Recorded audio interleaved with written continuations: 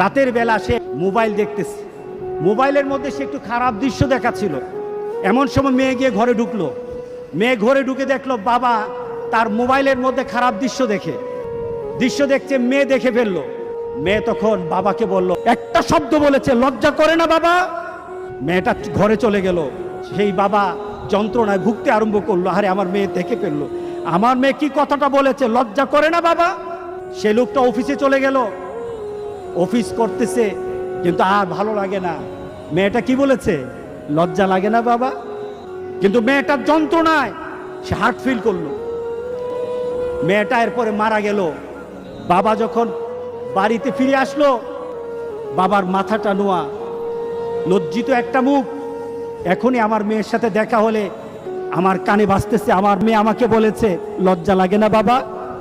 আমি কিভাবে আমার মেয়ের সামনে যাব? এই চিন্তা যখন করতেছে,